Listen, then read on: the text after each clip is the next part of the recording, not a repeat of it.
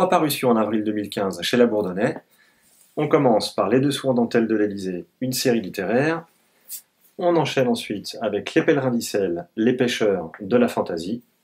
Et on terminera par un polar, La Fureur du Prince. Les Dessous en dentelle de l'Élysée, saison 1, Thiébaut de Saint-Amand, parution le 22 avril 2015. Alors, si vous avez écouté ce que j'ai dit, il y a saison 1 dans mes phrases. Saison 1, ça veut dire qu'on est là avec ce livre dans de la série littéraire. La série littéraire, c'est quoi chez La Bourdonnais? C'est des séries pulp. Voilà, pulp, c'est une collection qui accueille des séries littéraires construites comme des séries télévisées. C'est quoi une série littéraire qui est gaulée comme une série télé? Eh ben, c'est des séries qui comportent plusieurs saisons. Chaque saison comporte 6 épisodes, vous voyez, c'est hyper calibré. Et 6 épisodes, lui, est écrit pour un temps de lecture de 15 à 20 minutes. Il y a quoi dans Pulp? Eh ben, dans Pulp, entre autres, au mois d'avril, il y a Les Dessous en dentelle de l'Élysée. L'histoire, c'est le président de la République qui sort de tôle, il a fait 50 cabanes, pour un but bien social, évidemment. Donc, vous voyez d'emblée que toute ressemblance avec des personnages ayant existé serait encore très très en dessous de la réalité. Mais le vieux, il n'a pas dit son dernier mot en prison, il a purgé ses 5 ans, il revient sur le devant de la scène et il s'inscrit à une émission de télé-réalité dans laquelle il cartonne, il obtient tous les suffrages et il est réélu par ce bon peuple de France qui n'en a pas eu assez, manifestement, de ses exactions et de ses coups de jarnac. Donc il revient au pouvoir, mais ça l'a un peu gonflé d'être mis en tôle, donc il balaye d'un coup la 5e République, il crée un nouveau régime politique qui s'appelle la 6e République. C'est le même en couleur, lui il a qu'une idée en tête, c'est garder le pouvoir et s'en mettre toujours plus dans la fouille. Et pour remplir cette mission, il va être aidé par son bras droit, Stanislas Le Fion, ça s'invente pas, et sa chargée de communication, Alison Defoy. Ces deux-là s'adorent et se détestent. Lui, le vieux, il aime personne à part lui, mais cela dit, il a placé bonne au pouvoir, et partout autour de lui, des complots vont se tramer dans l'ombre, et chacun va vouloir pousser le vieux vers la sortie pour prendre son fauteuil. Est-ce qu'ils y arriveront? Explication à la fin de cette saison.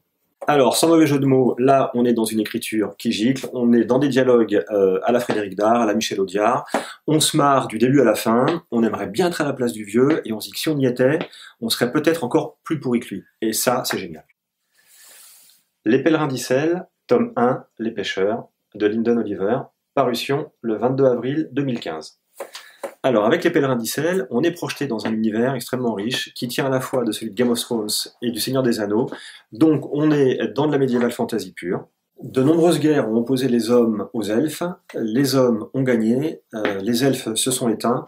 Mais avant de mourir, ils ont donné naissance à des Lunarels, qui est un peuple, en fait, mi-homme, mi-elfe.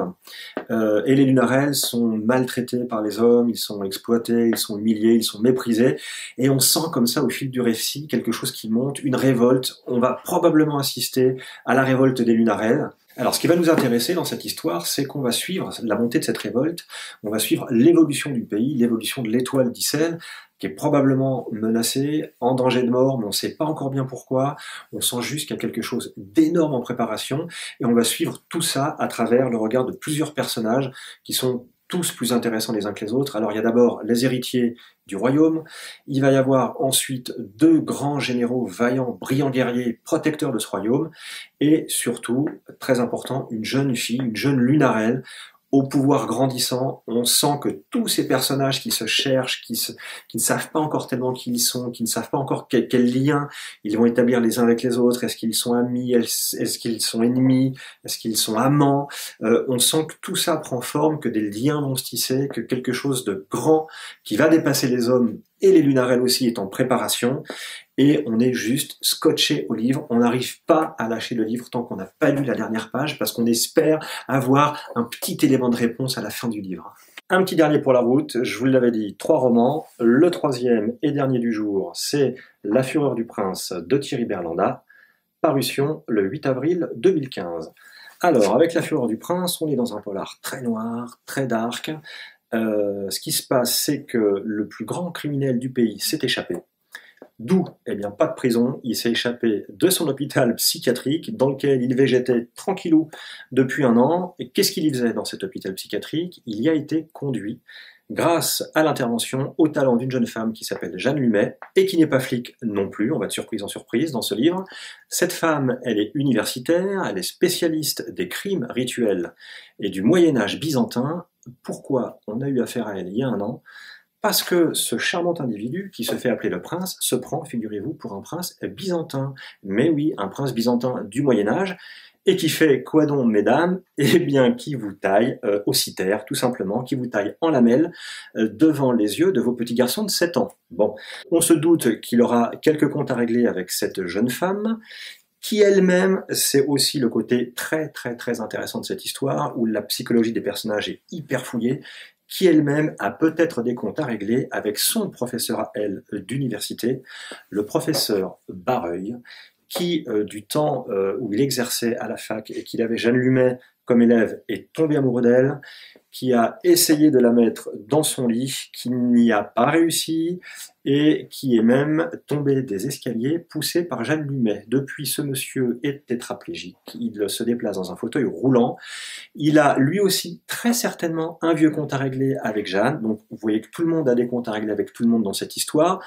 peut-être pas le flic, un petit peu en fin de parcours, un petit peu alcoolo, un petit peu has-been, qui est le seul véritablement, probablement, à vouloir mettre la main sur le prince et à vouloir protéger la vie de Jeanne Lumet. Je ne vous dirai pas comment ça se termine. Vous allez lire évidemment ce magnifique polar. Pour la petite anecdote, l'auteur Thierry Bernanda, c'est un monsieur qui a fait déjà chez nous un carton avec ce livre-là qui s'appelle L'insigne du boiteux. Autant vous dire que celui-ci, La Fureur du Prince, est hyper attendu par les premiers lecteurs de L'insigne du boiteux. Et c'est eux qui en parlent le mieux de l'univers de Thierry Bernanda. Écoutez ce qu'ils disent. Superbe thriller, digne des plus grands auteurs de cette catégorie. Ça, c'est la bibliothèque de Jack. Jack, si tu nous regardes, merci.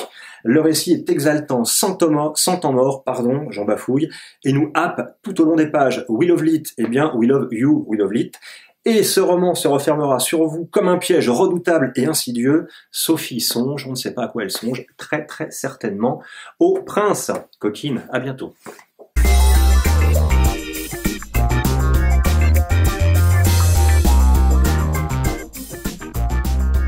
Trois parutions en avril 2015 chez La Bourdonnais. D'abord, Les Dessous en dentelle de l'Élysée, une série littéraire. Les Pèlerins d'Israël.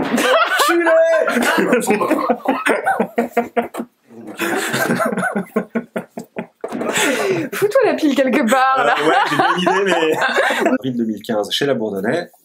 Les Dessous en dentelle de l'Élysée, une série littéraire. Les Pèlerins d'Israël, tome 1, Les Pêcheurs de la Fantaisie. Et La Fureur du Prince, Thierry Bernanda, le 8 avril. Je sais pas pourquoi j'ai dit ça, j'ai pas dit pour les autres. On va recommencer.